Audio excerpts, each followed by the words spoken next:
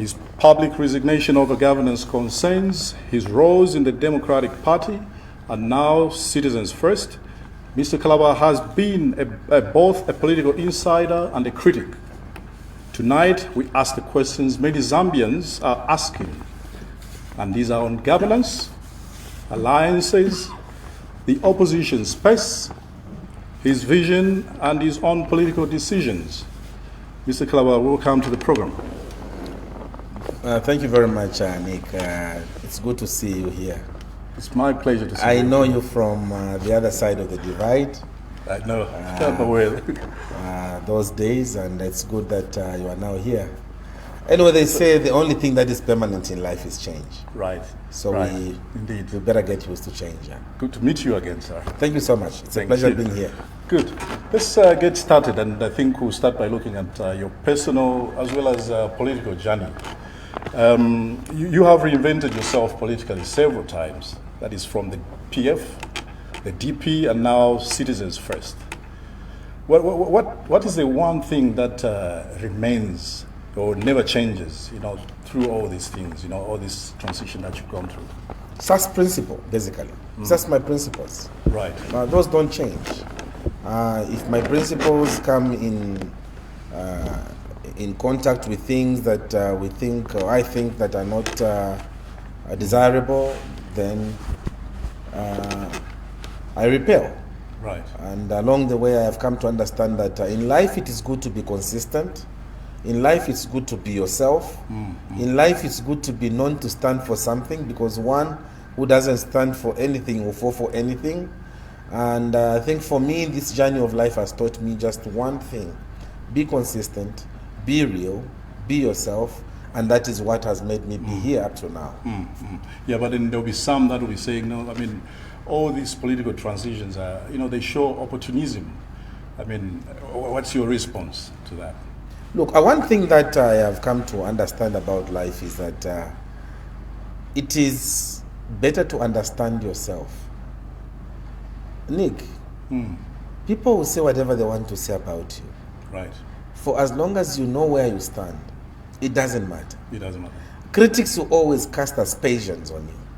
For as long as you know where you stand, it doesn't matter. You've just given a background there of where I'm coming from. There were reasons why I left the Patriotic Front. Right.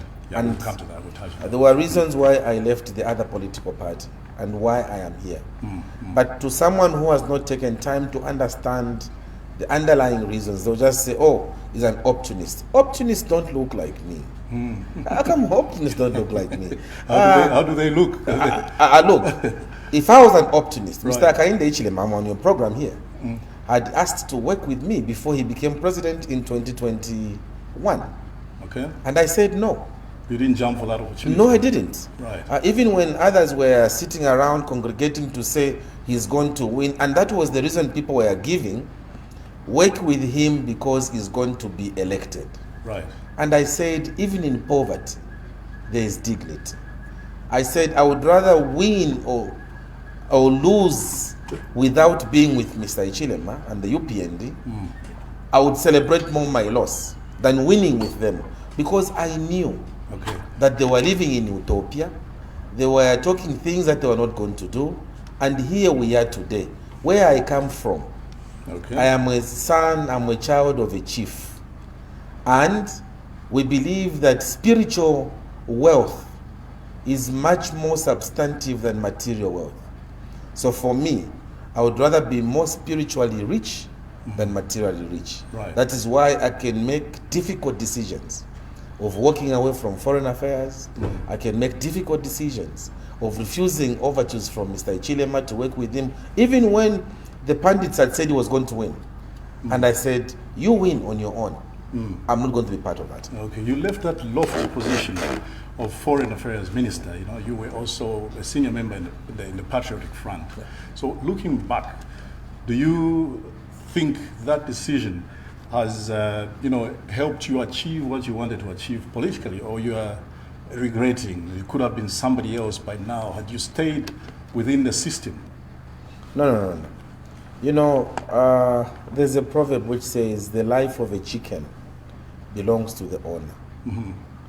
meaning that it is the owner who will decide when the chicken will die or when it should not die.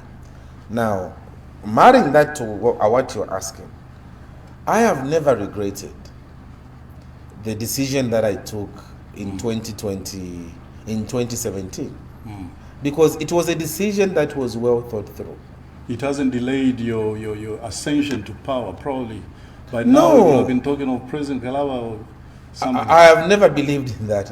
I've always believed that God's time is the best. Right. By the way, if I was to become president earlier on, I would have become, if that was God's will. Okay. It was not time. Even when Mr. Sata died, several people came to me and asked me to be president, including the Minister of the Minister of Madam Masebo is Minister of Lands, right? Now, yes. Yes, Madam Masebo herself, Guy Scott. Several colleagues came and asked me if I could contest as president to replace Mr. Sata. Right. But I thought that was not my time. Right. I thought it was not just time, because being president is a very serious assignment. Being president, it's not something that is small, because you carry the lives of 22 million Zambians. You carry the aspirations of your people. Yes. And so you have to think through things. It's not just a question of saying, Nisangwapo, because it has now happened, I think, we must always have a deliberate, conscious, we must be thinking through issues, not just to say things for the sake of appeasing voters so they can elect you. Right. So even when an opportunity had presented itself in 2014, for me, when Mr. Sata died, for me also to be amongst those colleagues who were contesting, I still thought I was not yet ready for the presidency. Okay. Even when many people thought I was. Myself, sitting, going to bed and looking through myself, I said no. It's a bit I remember how energetic you were pushing those days. Oh, yes. I think that's maybe that's what they saw in you, and they said you were ready at that time. But that's how selfless I am. Because when I believe in something, I'll Right. go for it. And at that time, I was convinced that Mr. Lungu was supposed to be president, and I and my colleagues had to work together to make Mr. Lungu president. Right. And I'm happy he became president, and the rest is history. Right. I mean, when you left, you touched a bit on the reasons. You've cited corruption, and I think a bit of mismanagement of affairs. But I think there's still need for you to tell the viewers what really led to that resignation. What exactly transpired? I was on the podcast the other day with Kenny T, and I was explaining to him, it was a litany of many things that were happening. But to cut the long story short, I had a conversation with President Lungu, and I told President Lungu that I was getting dissatisfied with some ministers, not all ministers, some ministers, on how they were getting involved with businesses, government contracts. I have never thought, I grew up in a home of a UNIP man. My father was a UNIP man. My father was a minister, by the way, as well. Right. My father was member of parliament in an area where I too was member of parliament. Bahati. Yes, Bahati. And I saw the simplicity and the humility with which they offered themselves. For them, by UNIP, it was about the people. And my father kept inculcating that in my head, that it is about the people. So my understanding of leadership has always been about the people. And so when I come across evidence of people wanting to exploit or people wanting to take advantage of the people that they should be serving, it doesn't sit right with me. And so at that time, there were about 2 or 3 ministers I thought were getting entangled in businesses. And I just shared this with the president. Okay. I said, maybe Your Excellency might want to look there and there and there, because people are talking. Maybe it would be good for you to take interest in that matter. Right. And the president is a president. He's informed by many avenues. And he chooses what to do. And he chooses what to do and how to deal with matters. Okay. And he didn't go by what I was suggesting. Again, I raised it when we went to Ghana to celebrate the 60th anniversary of Ghana. I raised it with the president. He says, "Oh, okay, I'm still pushing that agenda." I said, I'm not pushing, I'm just reminding Your Excellency to see if you can, because it is eating into us. And eventually I thought that maybe I was infringing on my friend's paths, and I didn't want to rock the boat. I said, when you read Amos 3 verse 3, the Bible says, unless two people agree, they cannot work together. Oh, okay. Yes. Just that one single issue, really. That was a quick decision to make, eh? No, it was not a quick decision. It's because I'm speaking quickly here. No, I've no, got only 1 hour to be you here. just cited one incident, that led to your decision to leave. It was generally the issues of governance, and Okay. it is just governance the way it was going. Right. It was those same issues that were happening, and I realized that we were veering off from what the people wanted and were pursuing our own interests. I see. And I didn't want to continue on that path. Right. Let me take this opportunity. We did make mention of President Edgar Lungu, may he so rest in peace. Yeah. I mean, for the first... If I told you to rest, I mean, he's still in the fridge, huh? For almost 6 months, Still in the fridge. the country is still mourning. And I think this is the first time that we are witnessing a former head of state remaining, or their burial staying this long, without them, being finally being put to rest. I just want to get your comment on that. What would you say about what is going on around there? Look, I think it is a shame for our country. We must feel ashamed as a people that we cannot even manage to bury our former head of state. For me, it is a failure of leadership that you cannot bury your former head of state who ruled this country for 7 years. He was not an angel. He was human, bound by human frailty, like all of us. Right. But to treat him in that fashion, to keep him in a fridge for 6 months, you have not buried him, and you want things to go normally. I think it's a failure of leadership by Mr. Hichilema. He should have allowed his friend to rest, and then he continues with activities of the country. So are you implying this deadlock is being caused by Mr. Hichilema, and not the family? By Mr. Hichilema. The Mr. family, Hichilema. not the family, because No. there's been a lot of condemnation of how the family has behaved. Look, the family has behaved in that fashion. And on this one, I can tell you the truth. Right. The family has behaved in that fashion because they were very clear with what they wanted. They said they did not want the president to attend the burial of the former president. I don't know what is wrong with our president. Why just cannot excuse himself and allow the family to bury Mr. Lungu? Right. Why do you take the family to court which is mourning? The family was taken to court because the president said he had to attend that, and they said it's a state funeral. I worked in government before. A state funeral does not mean that the president has to attend it. No. I mean, statecraft is not about an individual. It is vast. If it's a state funeral, it simply means the secretary to the cabinet and his team will get involved. Right. If they will escalate it up to the office of the president, that is something else. But it can still be a state funeral, even without the head of state being there. The vice president can still be there. Whoever the president can delegate to be there and to be recognized as such. So I don't understand this halabalo of saying, no, we need to give him 21-gun salute. He ruled this country, military honors. That's just a scapegoat. That's just a smoke screen they're trying to use. Mr. Lungu doesn't need the 21-gun salute. Mr. Lungu needs to rest. Mr. Lungu doesn't need a 21-gun salute because he won't even see it. Mr. Lungu needed that when he was alive. He was being mismanaged when he was alive. Going to South Africa, he was almost sneaking out of this country. And I had a lengthy conversation with him. I still have my phone there, telling me, I'm now going. I'll tell you if I manage to go. So even when he was leaving the country, he was not even sure he was going to take off. That is the kind of treatment we gave him. And that is why I have said in this country what we need is to heal. We have to heal. And I thank God that we are coming in government as citizens first next year. because we will heal the divide. We have to allow healing in this country. We'll have to appoint a Truth and Reconciliation Commission. We have to come to understand that when Dr. Kaunda laid that firm foundation for us, One Zambia, One Nation, he really meant it. He wanted us to live in harmony. Right. He wanted us to live in peace.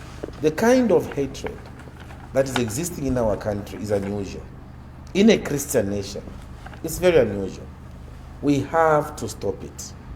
We have to understand that regardless of political affiliations, first of all, we are Zambians. Regardless of political affiliations, we must understand that our convergences are much more than our divergences. Right. And because of that, we must concentrate on our strengths, not our weaknesses. Yeah, this is an emotive subject. I think we'll leave it at that. I'd like us to look at the current national, political landscape. But you can't just say we leave it at that. So, look, no, it's I to thought urge you had the exhausted authorities. that. It's to urge the authorities to take interest in ensuring that they allow our 60th president to rest in peace. And I'm appealing on this platform that please, sir, if you're watching me, I would want you to take interest in ensuring that your brother goes to sleep. We can't go for elections next year still talking about Mr. Lungu not buried. He's still in a mortuary. The region is laughing at us. They're talking about us. They might not tell us in our faces, but they have seen that there's a failed leadership in this country. Right. Yeah, that's good. So, national political landscape. I would like us to start by looking at citizens first. How do you look at your party now? Do you consider it as a national party, or it's something that is still emerging? The Citizens First is a party that has been accepted countrywide, and I must confess that the exponential growth of the party has shocked me. Even myself, I didn't expect that the party would grow to this extent it has grown. Nick, I'm coming from Livingstone, Southern Province. When I arrived at the airport, when I saw the number of people that came, I asked Sokoni, our provincial chairman, I said, are all these our members? Then MCC Manchisi from Choma tells me, President, this is nothing when you come to Choma. Okay. I said, are you sure? He said, come to Choma or ask Hancheka in Mazabuka. They will tell you how we are faring. Now, this is a political party that is now everywhere. Go to Solwezi today. You'll find Mulemba is there. I mean, go to Munilunga today. Go to Kasempa. You'll find Ngalande. I mean, go anywhere you're going to go. You are going to find our members all across. So you have structures across the country. We have got structures all across this country, and that's why we are winning the elections. Right. Next year in August. Very confident.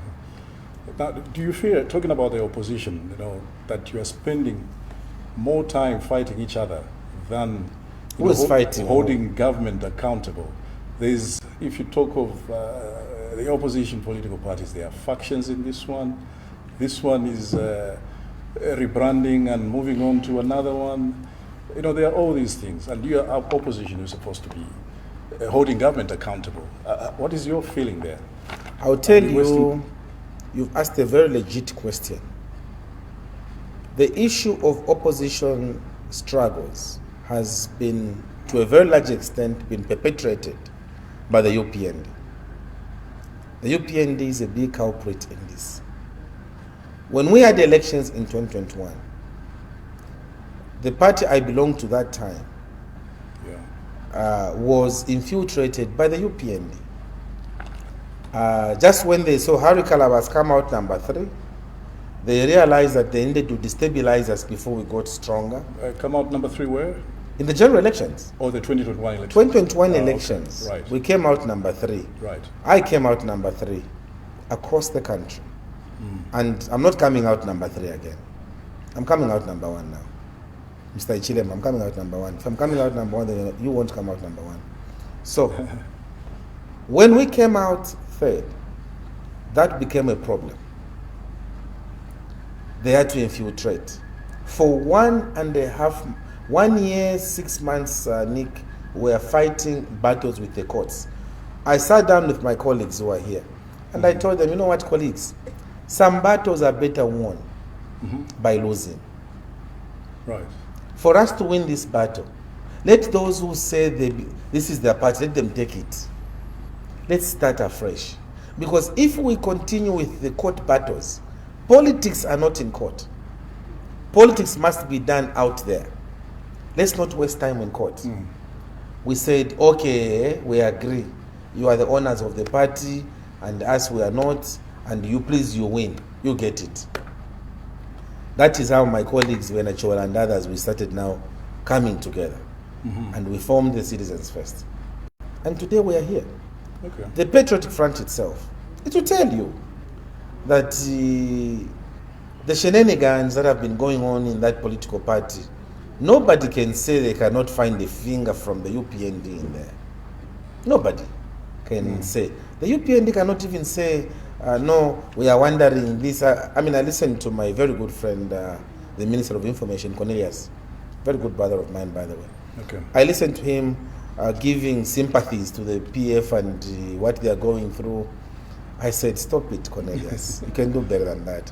So, but do you have examples of to show really how the UPND, is infiltrating or interfering with, say, the PF? Look, I don't want to go into the nitty-gritties. I think the PF themselves can come and speak for themselves. Me, I belong to CF, but I can tell you that even me, as an opposition leader, I clearly know, especially having been duped, having been destabilized by the UPND, I know their machinations. Right. When I see one machination happening in one grouping, I can tell you, look, they're the ones who are using that person, they're using that person to destabilize so they can make progress. And that is why they'll be kicked out. They have spent time destabilizing opposition political parties instead of them addressing issues of electricity, instead of them addressing issues of farmers. We are in November going in December. Farmers, most farmers, have not even been paid their monies for the last farming season. How will they then plant? How will they then do the next farming season? It's difficult. These are issues which should preoccupy a government that is people-oriented. But these people have been playing politics for the last 4 years and a half they have been in government. It has just to see how can we do imingalato on Hari Kalaba? How can we do imingalato on this political party? How can we... Their job, instead of enhancing democracy, these will go down in the annals of history as having been the worst leaders in terms of disenfranchising people, the worst in terms of taking away from democracy, because they don't even believe in democracy themselves. They don't. Right. Yeah, you're so confident, when you speak about next year's election, you are winning. Well, what is the strategy? Are we envisaging any alliances, or what exactly is your strategy? Look, I tell people that, people are worried about, no, let's work together, political parties come together. If you don't come together, you are going to... The reason why UCA collapsed was because we were playing to the gallery of the UPND. The reason why Tonse could not make it is because of playing to the gallery of the UPND. Some things you don't share. Some things you leave them under. Right. Don't publicize everything. Oh, we are in this alliance. We take a photo and Mr. Hakainde is going to feed on you because he's not a Democrat. He doesn't want anything strong. He wants something weak so that again he can become president for the next 5 years. And then when you ask him, you want to become president for another 5 years, to do what? So that we can be having load shedding in this country for 29 hours or 30 hours of load shedding. So what you have punished us already with 21 hours, it's not enough. You still want to inflict pain on us for the next 5 years so that we can be having load shedding for 30, 40 hours? Right. Because if the UPND won, Nick, even the 21 hours of load shedding you are having is child play. If they won, we'll be staying for 2 weeks without power in this country. 2 weeks without power in this country. Why do you say so? Why do you say that? Because when you look at their plan, there is nothing on the energy mix that you can point to as being a robust plan that's going to capture or that is going to end the load shedding in this country. They don't have a plan. Well, I mean, there are, solar plants that are being launched almost. Before this program, you and I were talking about solar, remember there? You and I were talking solar, and I was lamenting to you, Nick. I was telling you that with the cloud cover now, solar is not very helpful. Solar is only helpful when there's the sun. Without the sun, it's as good as not being there. So you can't develop a country using solar. Right. No. You need to develop a country using either hydropower or nuclear power or other or thermal, but not solar. Solar is good to be used as a remedial measure, but not to have industries in this country. We in the Citizens First want to industrialize Zambia. We grow cotton in this country. Or maybe we need to get to what your plan is, since you've already touched on electricity issues that the country is facing.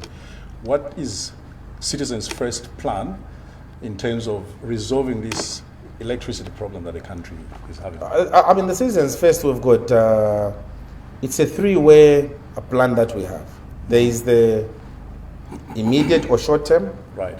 There's the medium term, and there's the long term. The short term which we have is that when I become president, Citizens First comes into government. I lift the Bible, so help me God. We are going to stop exporting power through the SADC power pool agreement to South Africa. We are giving them 100 megawatts of power every day. We'll stop that. We are going to stop exporting power to the DRC, 140 megawatts of power. We'll stop that. We are going to stop exporting power to Malawi. We'll stop exporting power to Namibia. They even came to thank us, you remember, that you are giving us power without you. We are going to stop that. Yeah, but these are guided by agreements. There are agreements that are signed. What will happen to those? Look, any contract, and because you're a diplomat, any contract that a government enters into, either bilaterally or multilaterally, there is what they call a concept of force majeure. Okay. Which simply means that a contract can be recalled if there is something that happens which you did not plan for when you are signing the contract. That contract can be recalled. We are going to recall that contract because it is not normal for a country like ours to be staying for 21 hours without power. Is that normal? Not long ago, if power went for 20 minutes in the country, the whole country was murmuring. Just 20 minutes. The whole country was murmuring. But now, 21 hours of load shedding, and the government tells you we expect power to improve in August, after August 13th, 2026. This was not said by me. This was said by the chief government spokesperson. He said they are hoping that the power issues will improve August 2026. Right. Now, that tells you, in the words of President Hakainde Hichilema, if a government fails to deliver, kick it out. If a government can keep you for 21 hours in darkness, go in the compounds here. Thefts have gone now up like never before because thieving thrives under darkness. Right. And so the thieves are working very hard. So when we come into government, the first thing that will happen, we are going to stop exporting power to those countries. Okay. The people that are going to vote for us are Zambians, and the Zambians deserve to be honored. They deserve power. Zimbabwe, a country here, which has been under sanctions, you know that. Zimbabwe only has about 3 hours of load shedding.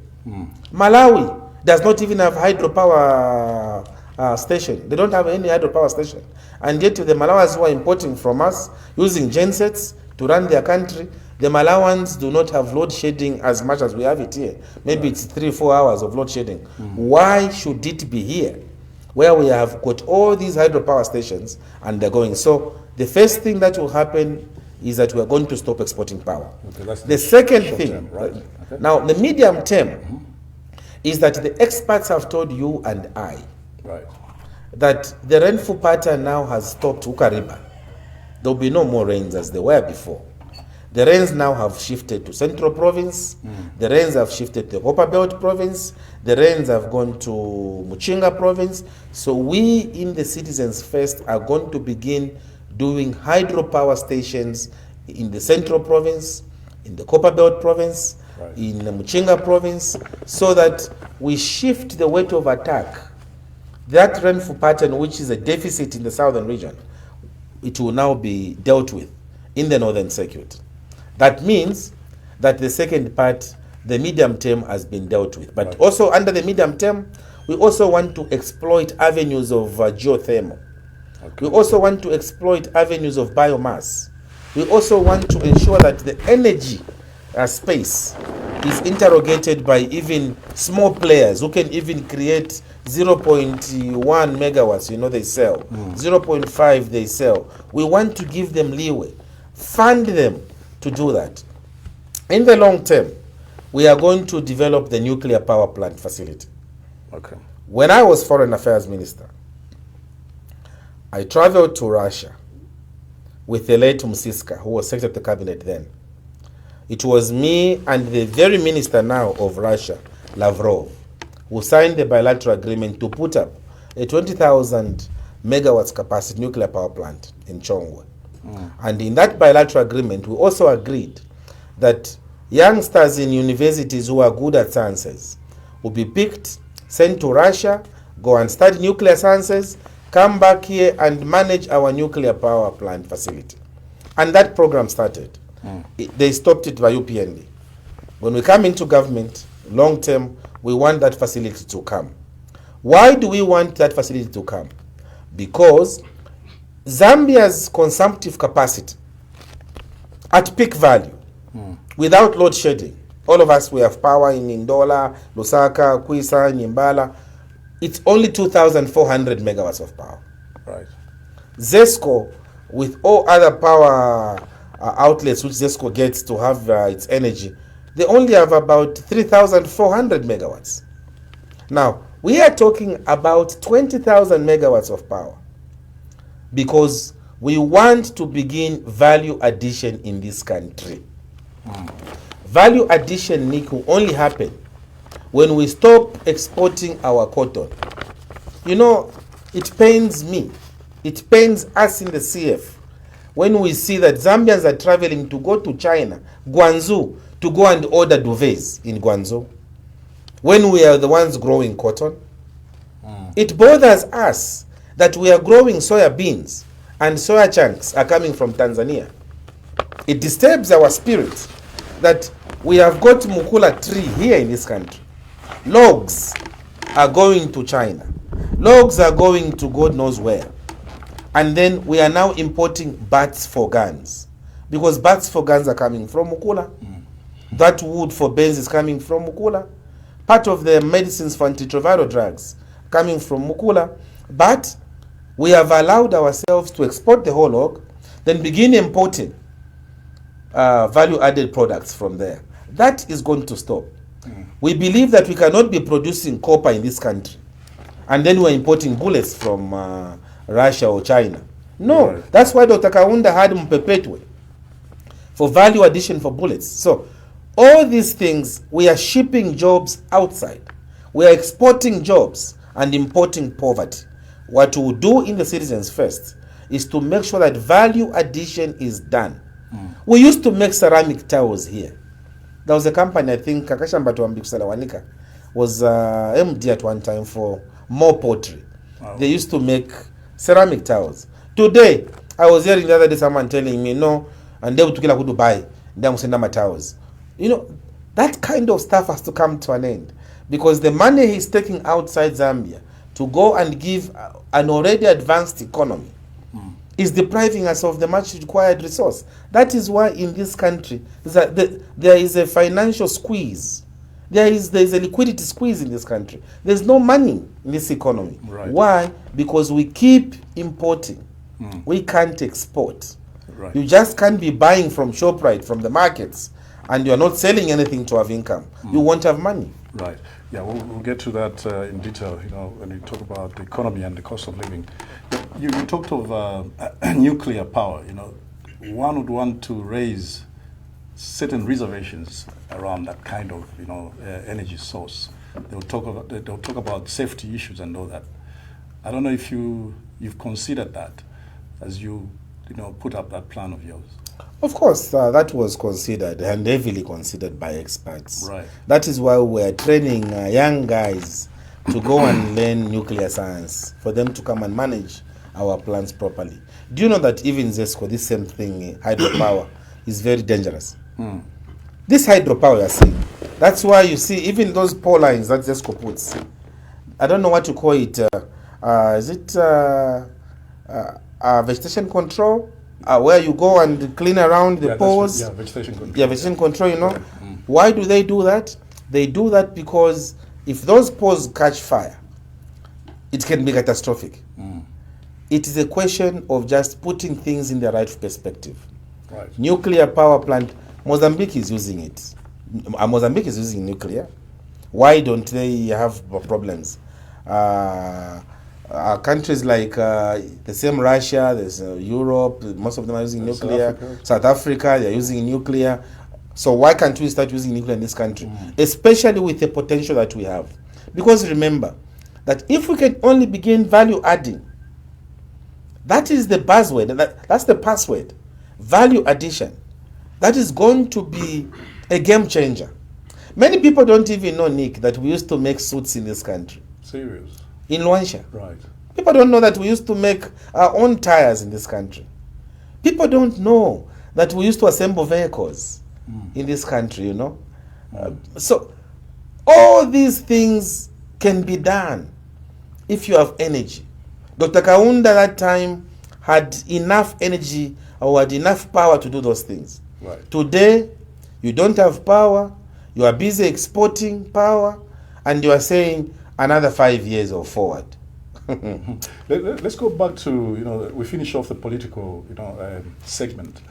We were on your strategy in terms of how you plan to win the 2026 election. I asked whether you consider forming an alliance with any political parties. And I was answering you, Nick. I was saying, for us in the Citizens First, we are working with progressive and like-minded entities. We will not mention them here because mentioning them here is dancing in the sitting room of Mr. Hichilema.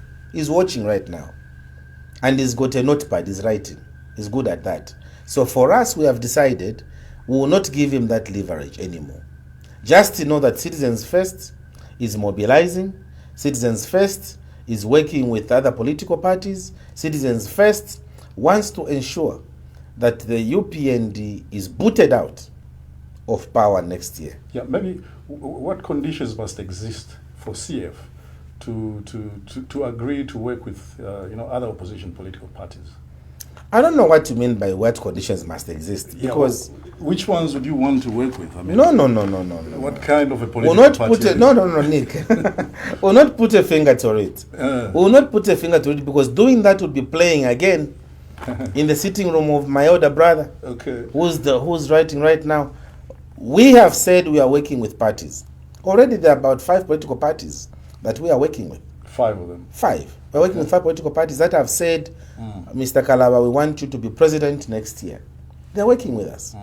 So, and then there are others that we have again established talks with. So all to see how we... Yeah, all these parties you're working with, they've all agreed that you'll be the candidate. Yes. What if somebody came and said, no, we would want to put... Are you ready to work under any other... If somebody came who is better, why not? Right. Why not? Why not? If somebody came who is better, why not? That is leadership. Leadership also is to accept that you are not ultimate. Okay. You are not ultimate. I think that I can do better, but if somebody else presented themselves and says, no, I think I'll do this, I'll do that, I said, please. After all, leadership is servitude. Go and say. Good. I would also want you to comment on, there's been some incidences, lately of, I would call that political violence. Recently we had residents of Chiwempala in Chingola throwing stones at the head of state. Soon after that, we had another incident of, I would say, UPND members attacking the secretariat of the PF. And then later on, we had the acting president of the PF being, roughed up by what people are saying were UPND members. Now, there seems to be this pattern of violence that is unfolding or developing. I would love to hear what your comment is or would be on that one. Look, I think each particular incident must be looked at differently. The issue of Chiwempala, remember that the genesis of that Chiwempala is the promise that President Hichilema had made to the so-called illegal miners, Right. the ones who are feeding on the Black Mountains. There is a Black Mountain there, a mine called Senseli Mine, which was gotten from them, given to, is it Mopani, and then another company to run that same mine. And the miners felt they were removed from there. And now the sister had brought in another company to deal with the residues of those copper issues. Right. They felt that they had been thrown in the cold by the president who had promised that he was going to look after them. Right. So when Chiwempala market went on fire, the president went there trying to talk to the marketeers. And I think he was right to try to console the marketeers. But he forgot about that other lie he had told the people there of Chiwempala, and that's what created that. And in saying this, I'm not saying, we have, by the way, condemned the issues of throwing stones at the president. You condemn that? It's not right. Okay. It's not right. Good. Because he's head of state. Whether I like him or I don't like him, that is the ultimate power for our country. He represents a symbol of authority for our country. And if a symbol of authority can be stoned like that, I think it's a shame for us as Zambian people. But then now we should understand what has led to that. It's because the president doesn't tell the truth. You know that doesn't tell the truth. The president half the time is conjugating lies, half the time. So because he's conjugating lies, he forgets that the people that he told or he promised are expectant. And so they took it upon themselves in that fashion, and that was wrong. But also for the president, learn to tell the truth.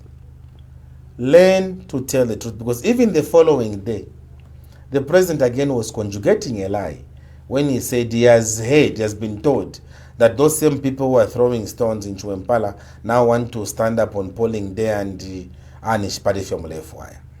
The president was just lying there, because at what point did those boys who were being pursued, at what point did they congregate to begin planning? Honorable Kalaba, his head of state, he has all this network of how, to gather information. Probably somebody whispered to him to say this is going to happen, and there are people planning it. No, he said those same boys who are throwing stones are now planning to... So he was not telling the truth. You see, we must not reduce the sanctity of presidency. We must not. I remember growing up, Nick, I don't know about you, but I remember growing up when Kaunda was speaking. What Kaunda was saying, we're taking it as sacrosanct. When he was addressing the media, Kaunda, all of us would want to listen. I was just in grade 4 grade. But when Kaunda is having a press conference at Mulungushi International Conference Center, everybody wants to listen. What is the leader saying today? Because when Kaunda was speaking, he had no room for this kind of machinations of not telling your people the truth. So I wish Mr. Hichilema, before he leaves power in the next 7 months in August, I wish he can just begin telling the truth to the people. Right. But we'll show him what leadership is all about. Right, all the best. So let's talk about the economy. You know, there are these issues of inflation, food prices. You touched on electricity shortages and all that. I would want to hear what the Citizens First would do, you know, once in government, or if in government, in the first year, you know, to ease the burden, you know, on the ordinary citizens, you know, from these areas that have high inflation. You're talking of food prices, electricity. You touched on that one.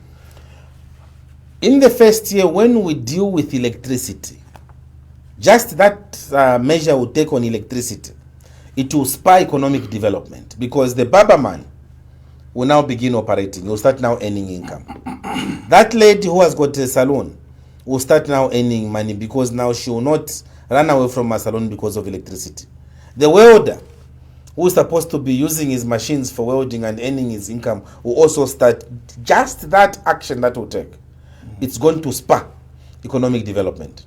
And when that begins happening, the economy begins speaking to each other. It's market forces. They begin talking to one another. And naturally, the price of commodities will be challenged.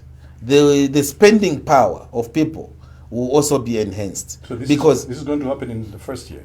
In the first year, because we told you, it's just the first day that when we swear in, we are going to deal with the issues of electricity. Now, once we do that, and critics there on TV are saying, but no, what about ZESCO? They should be earning money, ZESCO. ZESCO was not created to keep us in the darkness. No. ZESCO was created to give us power. And they need to be accountable to give us power. So that is one of the things that will happen in this country. The second thing that will happen, you heard me talking about the issue of value addition. Right. That value addition will not allow Mukula logs to be leaving this country 6 months after we take over power. We won't allow Mukula logs to be leaving Zambia in their format. We will allow Zambian traders to continue until, but no foreigner will be allowed to export those Mukula trees. No. Because we want to begin conserving. And by us taking that action of stopping foreigners from exporting Mukula and only allowing Zambians, that's economic growth already. Because we are directly putting money in the pockets of Zambians. Right. You know, then in the first year of us being in government, we are going to put measures in the mining sector. There's a lot of financial seepages in the financial sector. The other day I was on radio with our provincial chairman, Mr. Mhango, and we were telling them that, look, why is it that we keep on talking about copper in this country? We don't talk about cobalt. Why? Right. And yet, cobalt is fetching much higher than copper. Why is it that we don't talk about emeralds, which we have on the copper belt in Kitwe? We have emeralds in this country, which are very pricey. Right. Nobody is talking about it. Everybody is talking about copper. Why is it that we don't have a body that oversees what the mines are producing and what they are exporting?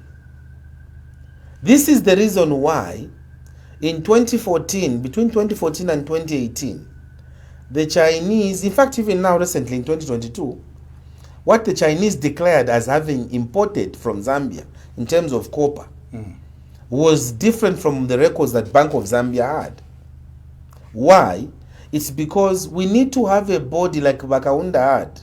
Hakainde had Memako, which was a metal marketing body, which was looking at what the mines were producing and what the mines were exporting. So that there must be a congruence there. Right. They should tally. But today, what the left hand is doing, the right hand should not know, as if we are referring to the Bible. This is business.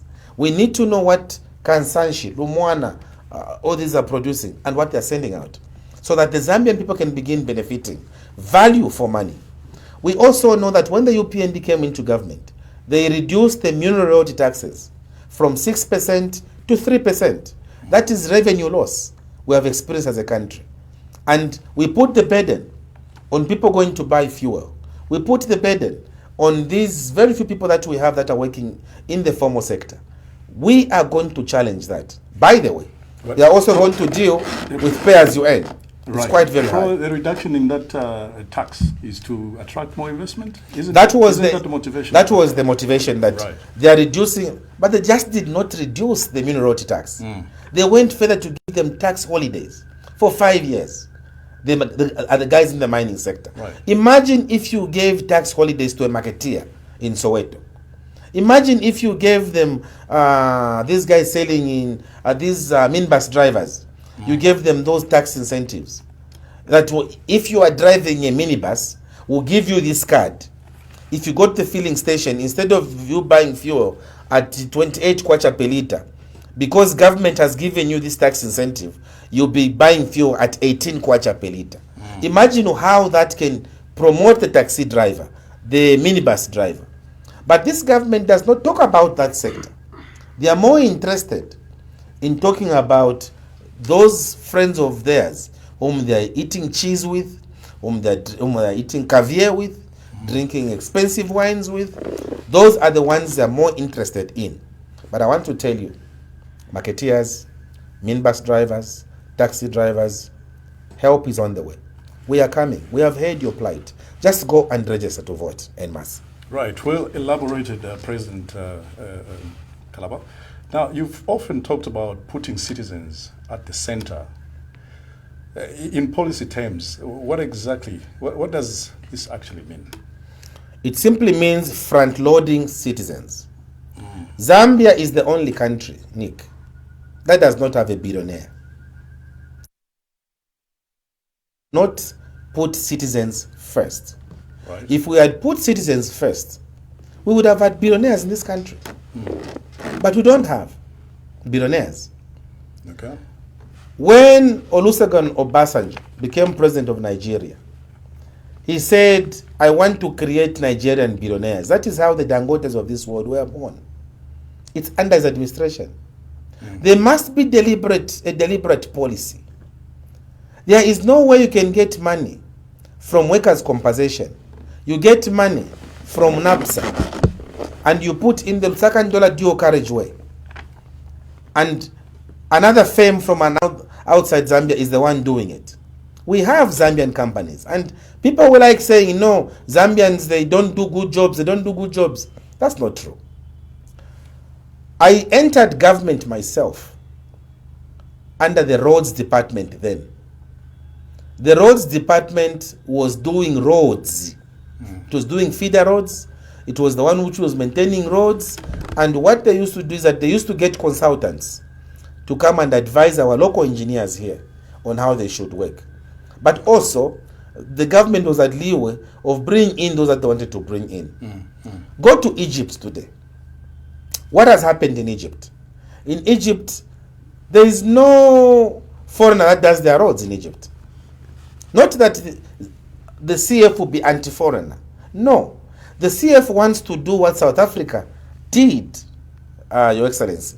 Remember South Africa when they was bidding for the World Cup in 2010? Right. They were building stadia all over the place. There was a stadia in Durban which they were building. And the Chinese, a Chinese company was cheaper than a South African company. The leadership of South Africa decided to award the contract to a South African company which was more expensive, you remember, than the Chinese, which were cheaper. When they were asked the rationale as to why they did that, they said, these are South Africans. The money will remain in South Africa. We have to help these people to rise. So that is why Citizens First is coming. We want to have a Zambian, if it is bringing oil. I was telling Chola this morning, our deputy chairman for Lusaka province, I was telling him, you are a businessman. We'll give you the opportunity when we come into government. Just use that opportunity to benefit other citizens.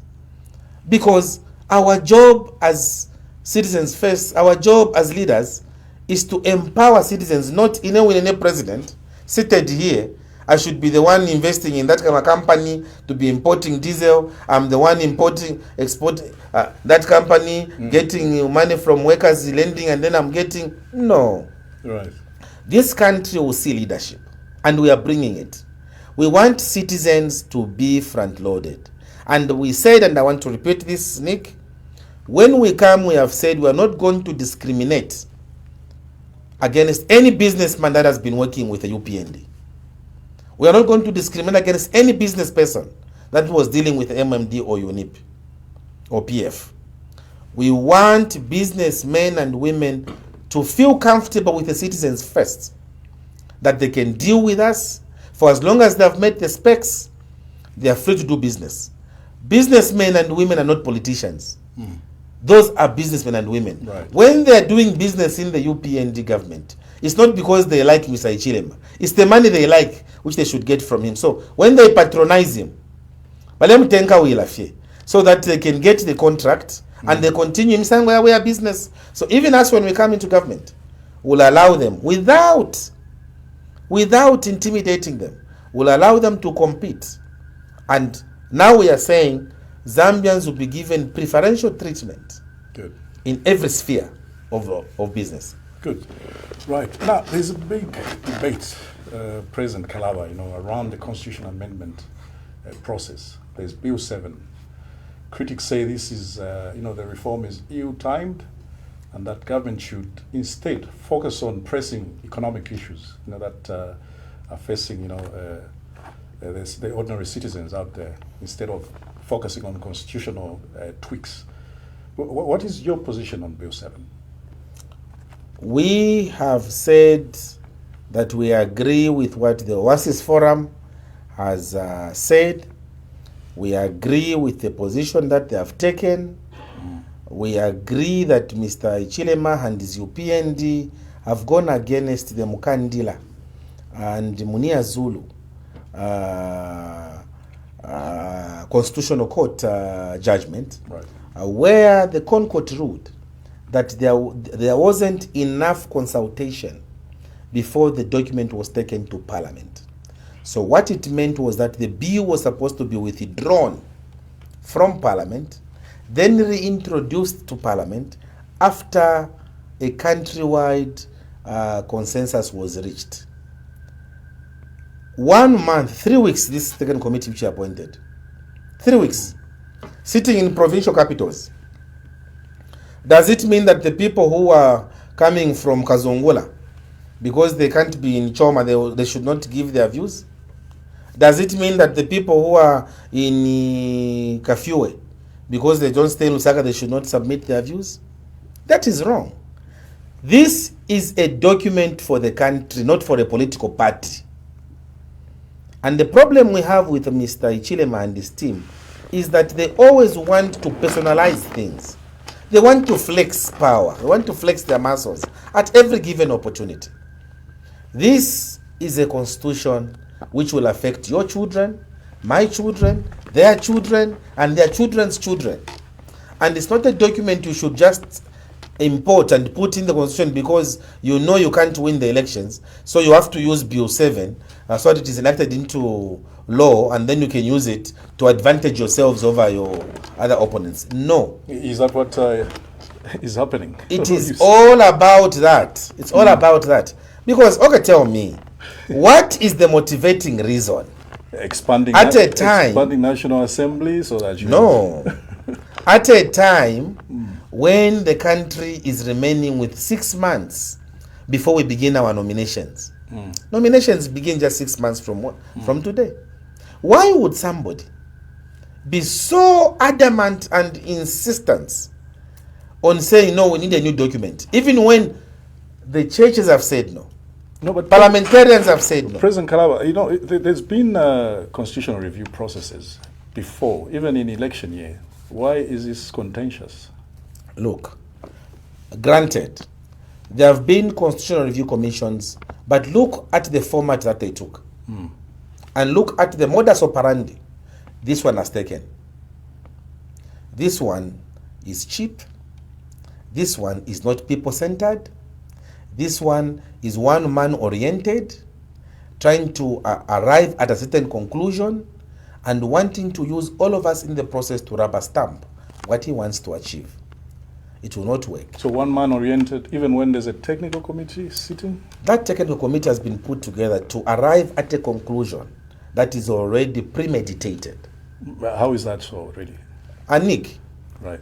first of all, let's start from the genesis. The Concord has said we don't need to have this process to go ahead because it has not been exhaustive in nature. You insist on going ahead with that document. That already tells you have got vested interests. And then you go ahead and appoint a technical committee that is likely to serve your interests. People who are friendly to you. People that you have worked with before, people that you know, so you put them in there so that they can arrive at a certain conclusion to marinate your ego. That's what is happening in this country. That is what is happening. Yes, and we have said no to that. We as Citizens First have said we don't support that. From inception, we have said it. That if Mr. Hichilema is talking about the youths, on this program I was saying, he has a provision within the law to appoint youths. Zambia has 116 districts. Why hasn't he appointed the youths in those 116 districts? Why has he appointed only people who are the rock of ages? Why hasn't he appointed the youths?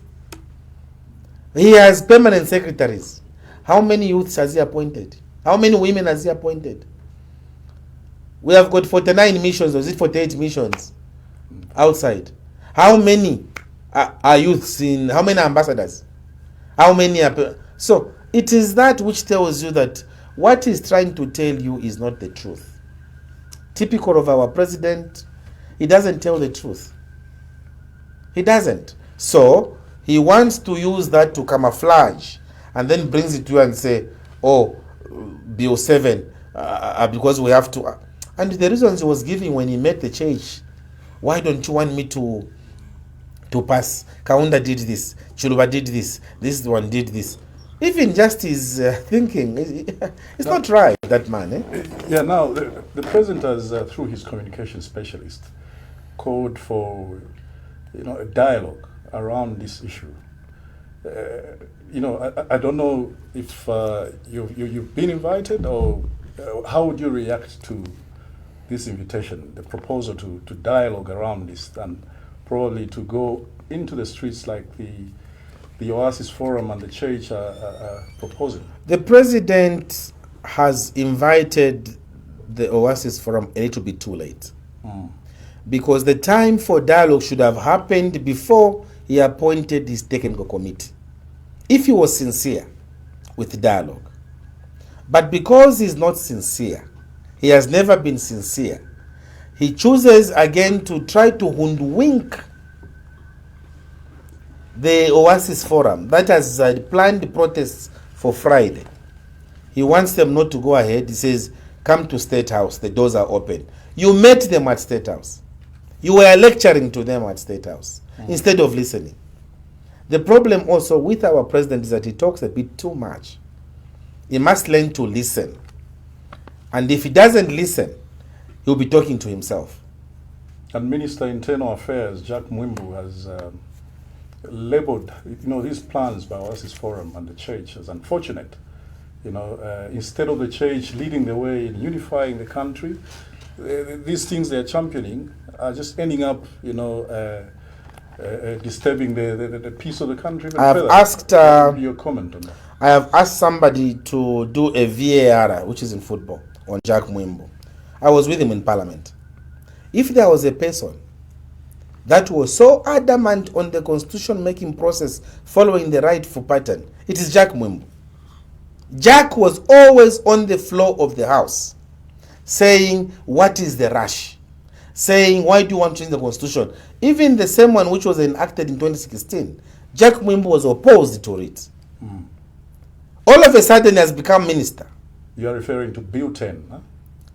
I'm referring to Bill 10, Yep. but earlier on, there's another bill. And there was another one, even the enactment where we had the vice president to be running mate. Jack Mwimbu was always against. He has never supported any amendments. Today, because he wants to be hypocritical, he is supporting amendments which even himself deep down his heart of hearts knows that those are not amendments to support. And I know Jack Mwimbo. I was looking at his face. I mean, I spent years with him in the house. I was looking at his face and what he was talking. Clearly, there was a parallel.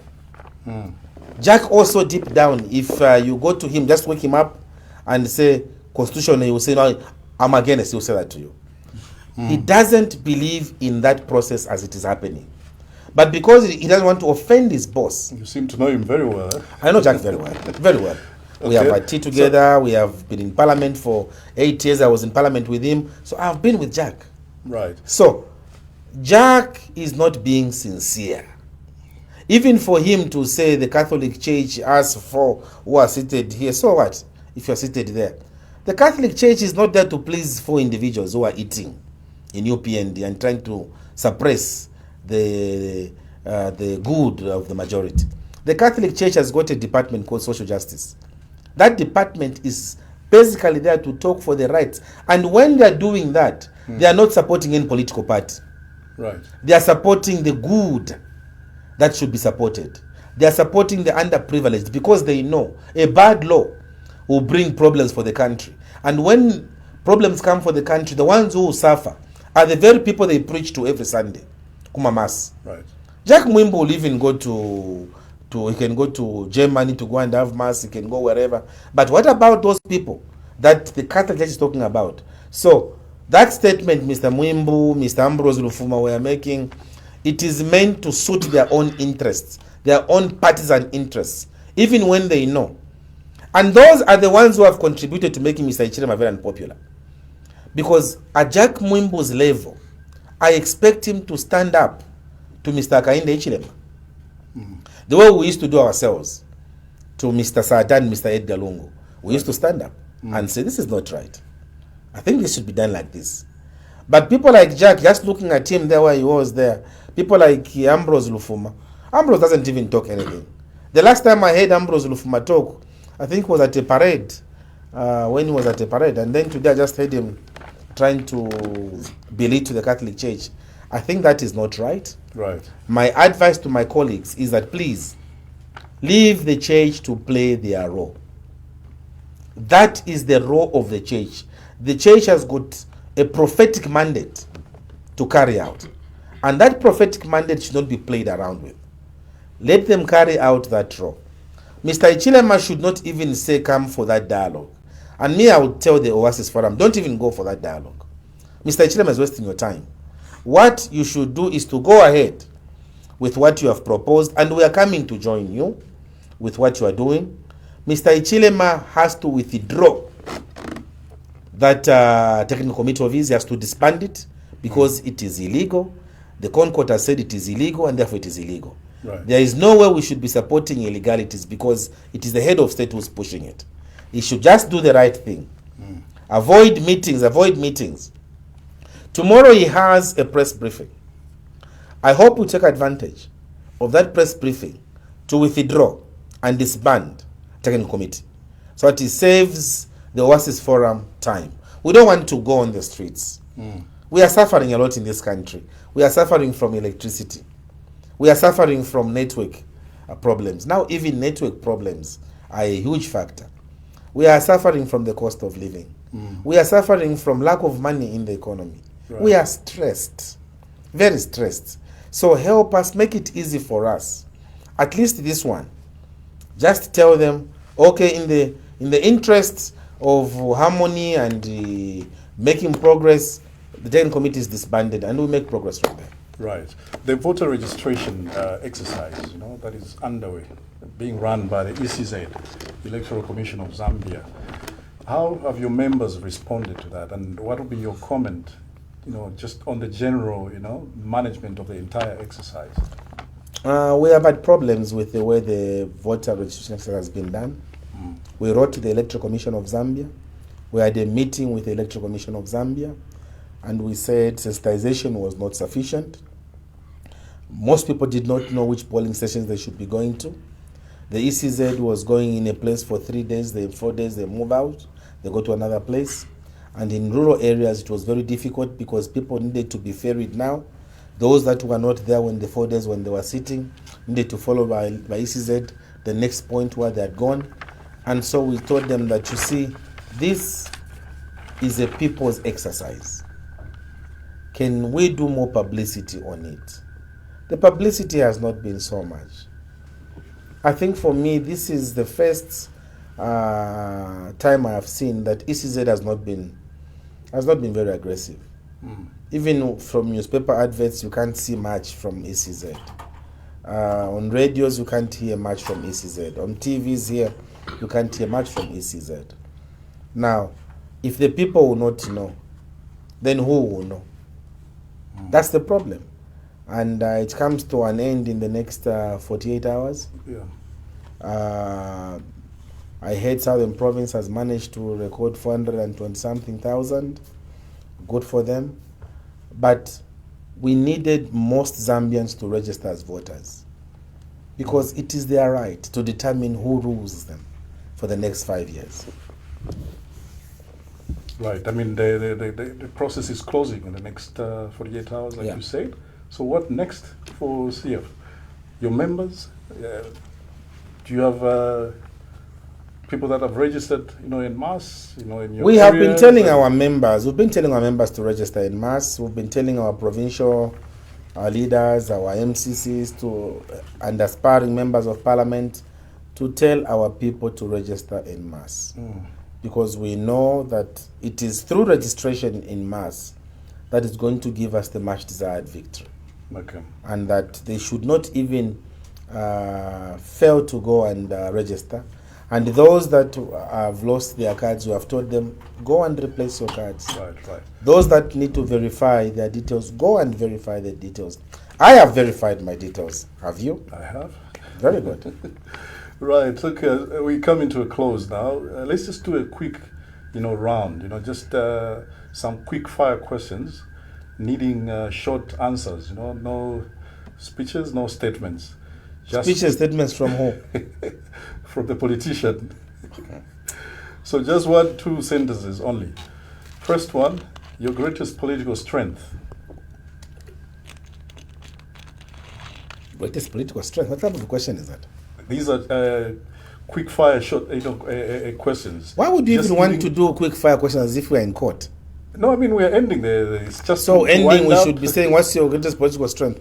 Well, our greatest political strength, myself, is to serve the people of Zambia. What inspires me every day is service to the people of Zambia. Right. Okay. 2, your biggest political mistake.